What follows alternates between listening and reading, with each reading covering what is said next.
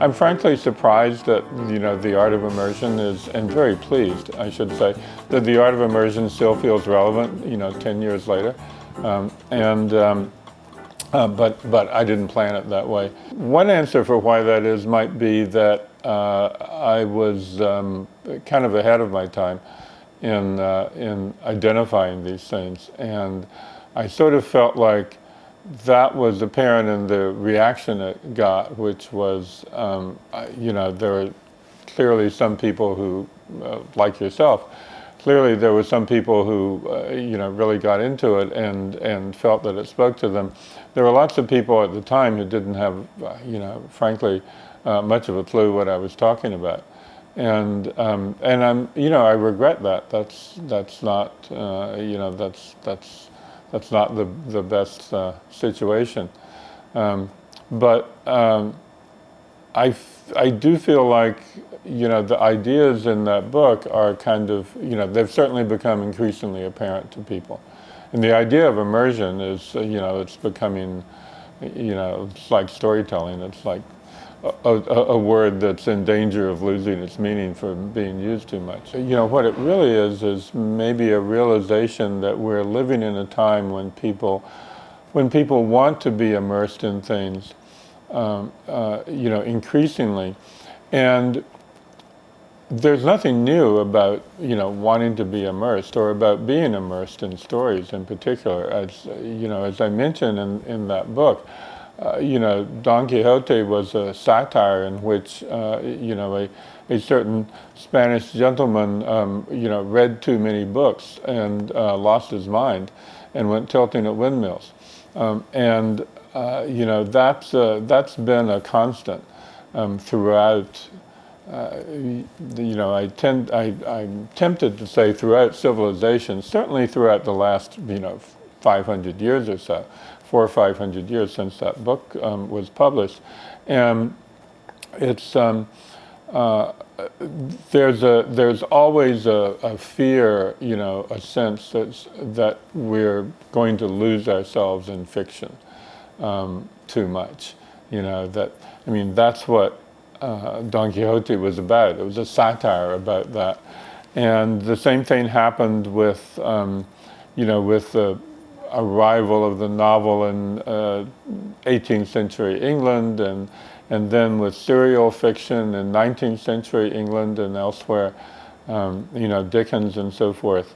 That has always, there's always been a fear that we're going to, that we're going to lose our minds from whether it's reading too much or watching too much TV or playing too many video games. It's all the same thing.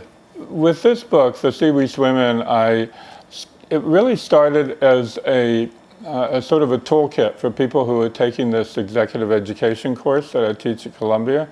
The course is called Strategic Storytelling.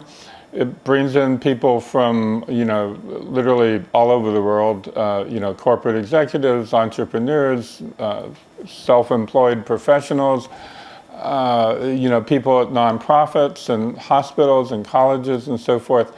It's pretty fascinating.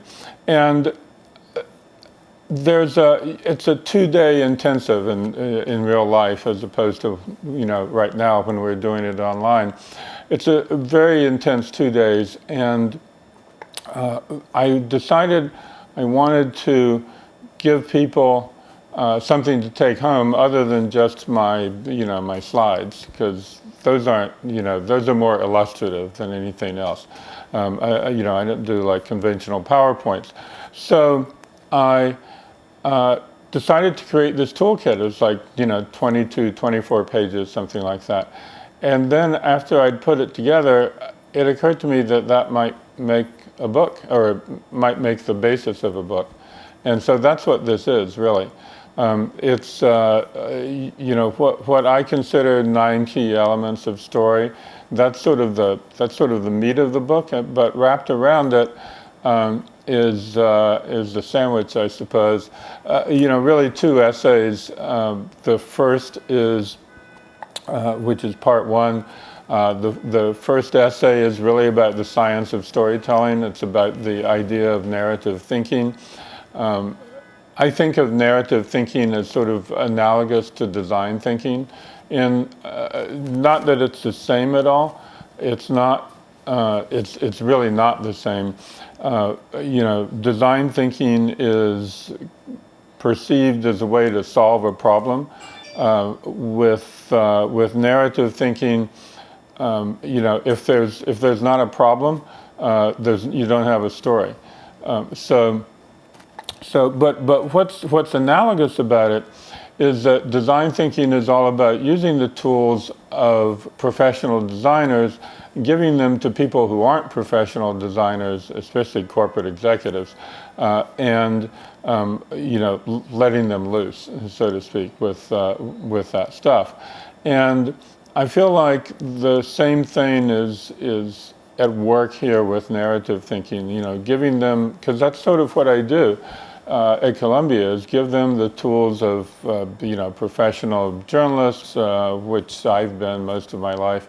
Professional journalists, filmmakers, television writer producers, that sort of thing, and encouraging them to see life through narrative terms.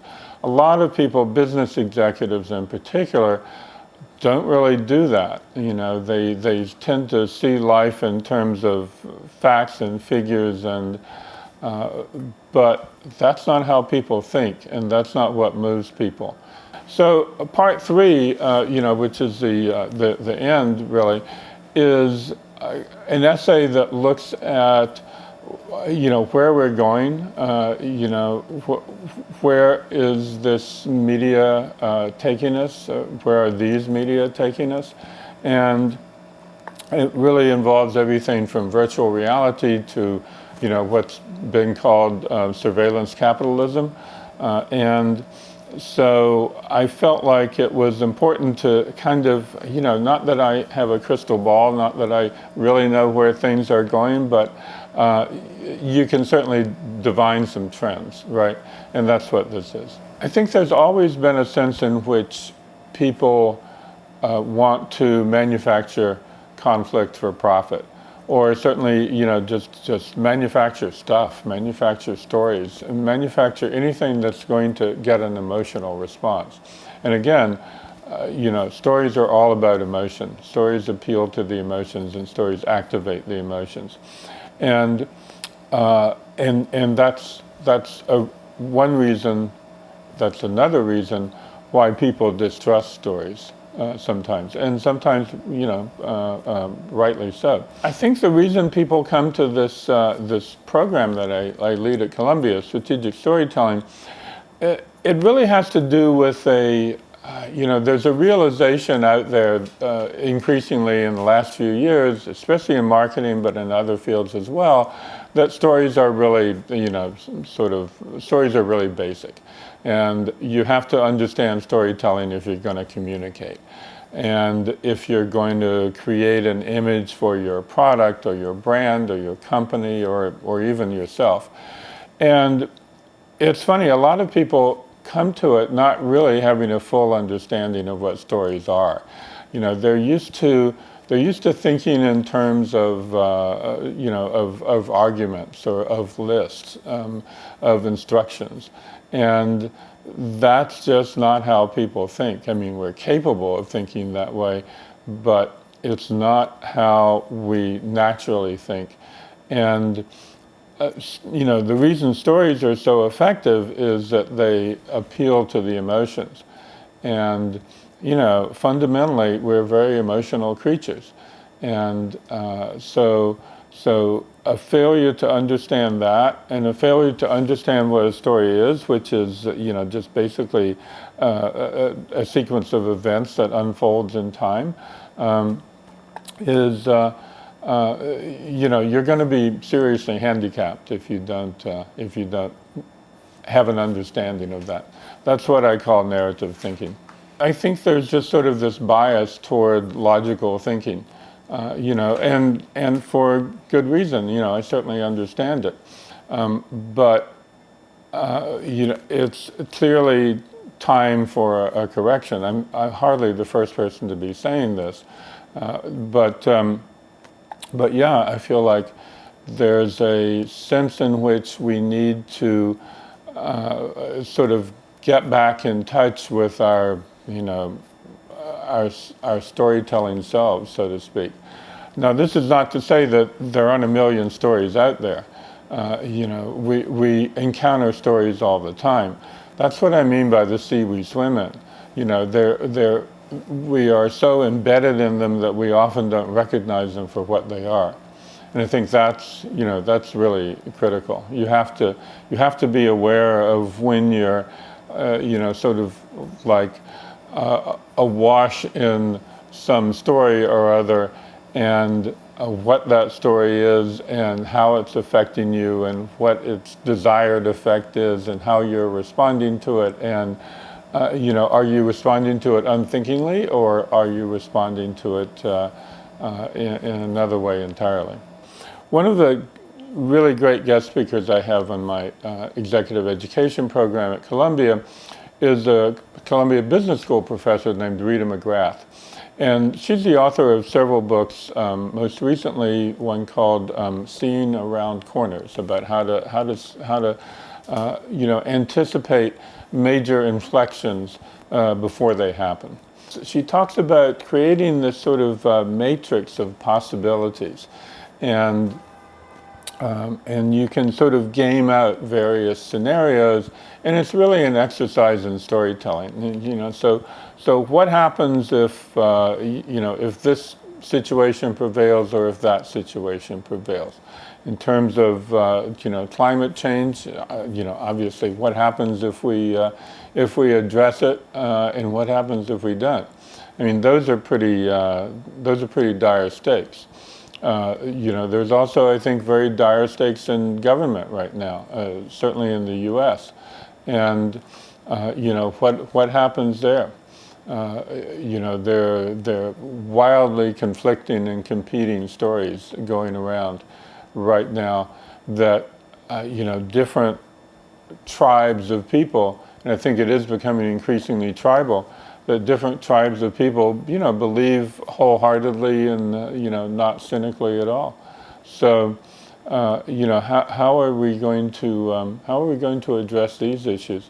And then there's I think the partly underlying issue of the internet as a form of communication. In terms of like trying to brand yourself, it's fashionable. I think it's a little dangerous, I think the best way you can brand yourself is be who you are.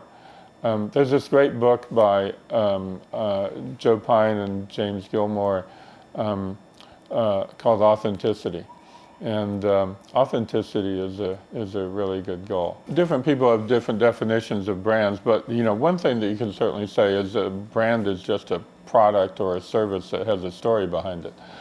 And to that extent, you certainly can brand yourself if you are talented at it, and if you're clear-headed about it, and determined to do that.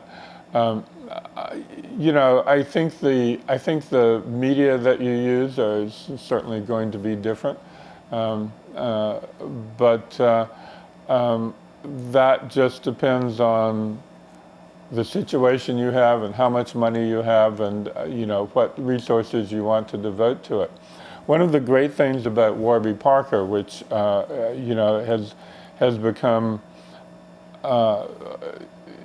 not just a brand, but almost a movement, certainly at first, was that back at the start, when they didn't have money to advertise at all, what they did was they bought an old school bus and ripped out the insides and put in what was the equivalent of a library and an eyeglasses shop, and drove it around the country.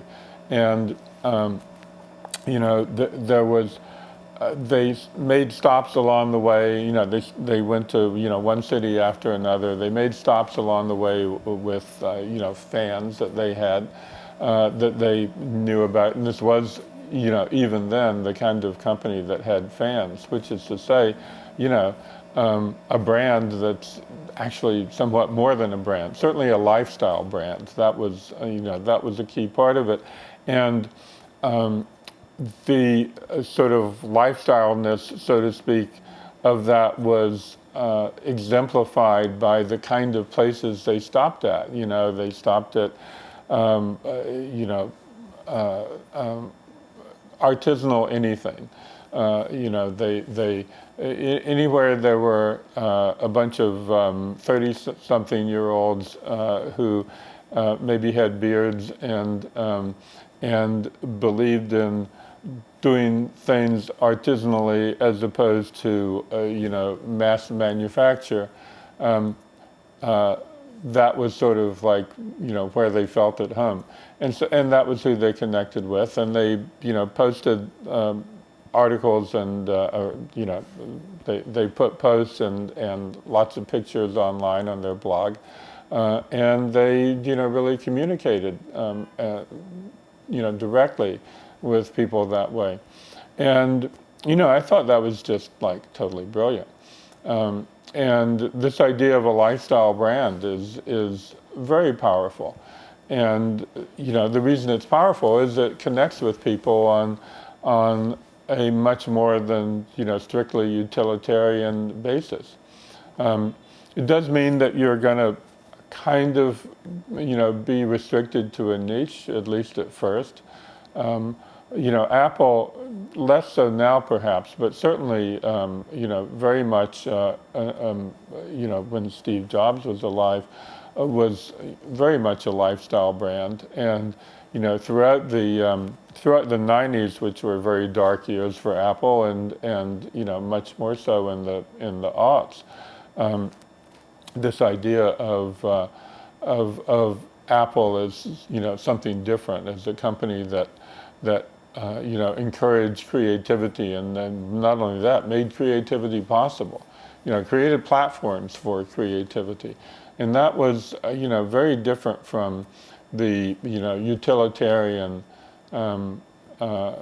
appeal basis of appeal that other computer companies and tech companies in general used.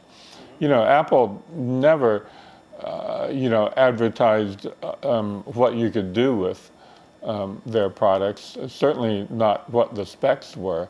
They advertised how the products made you feel. Those iPod ads, the iPhone ads that followed, the idea of 1,000 songs in your pocket, all of that sort of thing. Education has been really interesting for me to sort of take up as a profession. It's very, it's rather late in life, shall we say, for me to be doing this. I wrote stories my whole life, and one thing I've had to learn is that education is very much a participatory process. You can't just as in journalism, you can't just write whatever the story is and expect people to, consume it. It's the same with education. You have to engage them. You have to get them to contribute into, it's a dialogue. It's not a monologue.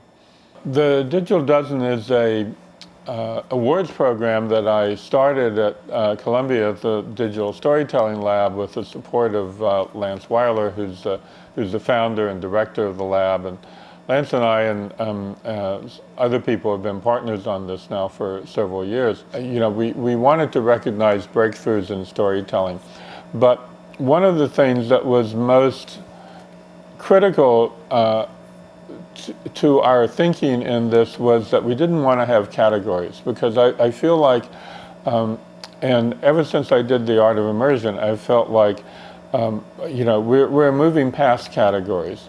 Digitalization is about blurring categories. It's, the machine age was, the Victorian era was the great era of categorization. And we're, for better or worse, we're moving beyond that. And every other awards program is really just sort of a compendium of categories. But especially where we are now with these tools, these digital tools that are evolving pretty rapidly, and with a sort of, with people's attitudes and expectations that are evolving, I think, almost as rapidly. It's like everybody's using the same tools. Everybody's trying to figure out what to do with them. We're all kind of groping our way to a grammar of storytelling that's native to the internet and to digital technology. And so it seemed to me to be particularly a bad idea to try to reinforce categories in a world like that. So, that's why we deliberately include everything from advertising to marketing to journalism to art to games, to live theater, television, all of these things, because in a way, those distinctions among them are kind of increasingly breaking down. And so the last thing I want to do is sort of, try to artificially reinforce those categories. I stumbled across this commencement address that David Foster Wallace gave. I think it was in 2005. It was at Kenyon College in Ohio, a small liberal arts school. And it was about, the point of a liberal arts education, which is, what they drill into you. That's why you're there, right? But of course, being David Foster Wallace, he came at it from an extremely oblique angle. And but what I really loved about it, what first got my attention, was that he opened with this little joke about these two young fish that are swimming along, and there's an older fish that is coming at them, swimming the other way, and the older fish looks at him and says, "Good morning. How's the water?" And the younger fish swim on for a little bit more, and then one of them turns to the other one and says, "What the hell is water?" And I had been, reading Jerome Bruner for years because I realized that he was the psychologist who first got scientists, I should say, interested in studying storytelling.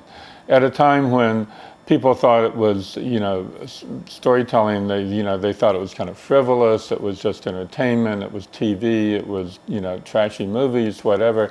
And why would they bother with that? There was this huge bias toward logic. That was what made us human.